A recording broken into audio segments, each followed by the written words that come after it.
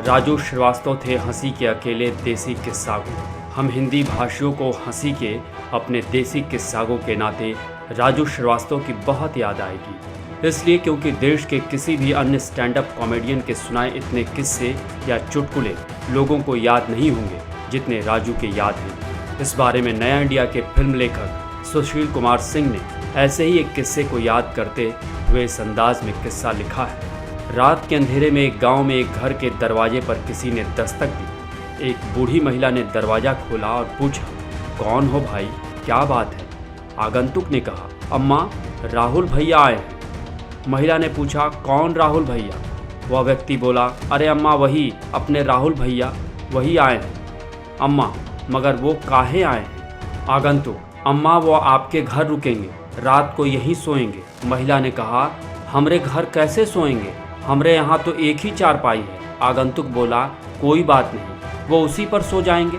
महिला ने कहा, मगर उस पर कैसे सो जाएंगे, उस पर तो बहन जी पहले से सो रही हैं। राजू श्रीवास्तव ने यह चुटकुला उन दिनों बनाया और पेश किया था जब कुछ नेताओं में उत्तर प्रदेश के गाँव में जाकर दलितों के घर भोजन करने और उनके यहाँ रात गुजारने के उपक्रम की होड़ लगी थी। वे किस्से किसी शादी में रिश्तेदार व बारातियों के नखरों, शादी के भोजन, किसी बाढ़ के हालात, पति पत्नी के बीच की तकरार, राजनीति, मीडिया और यहाँ तक कि ट्रैफिक जाम को लेकर भी हो सकते थे।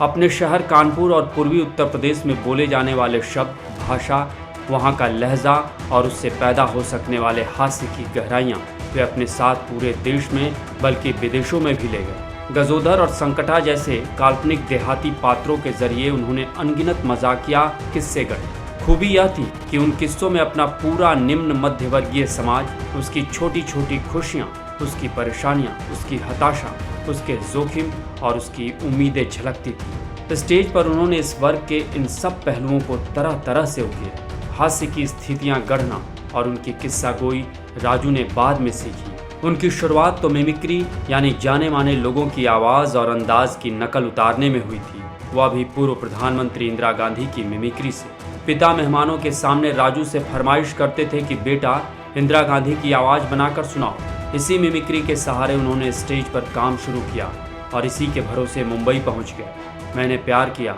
बाजीगर, आमदनी अठन्नी, खर्चा रुपया, बॉम्बे टू गोवा, तेजाब आदि फिल्मों में उन्हें काम भी मिला।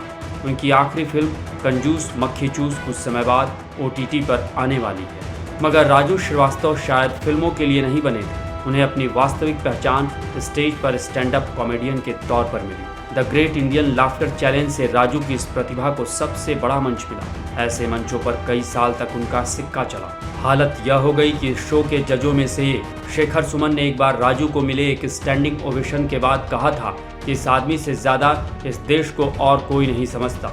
जब दुनिया और मनोरंजन की दुनिया बहुत तेजी से बदल रही हो, ऐसे में स्टैंड अप कॉमेडियन के तौर पर कुछ वर्षों की एक छत्रता को भी राजू श्रीवास्तव की बड़ी उपलब्धि माना जाना चाहिए। फिल्मों की ही तरह राजू श्रीवास्तव शायद राजनीति के लिए भी नहीं बने थे। पहले समाजवादी पार्टी में गए और फिर भाजपा में।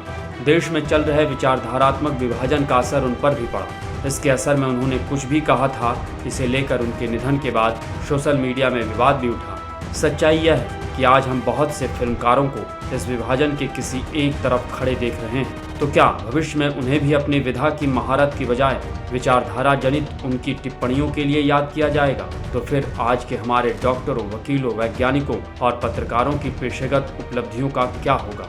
वे सब भी तो बड़े पैमाने पर इसी तरह विभाजित हैं।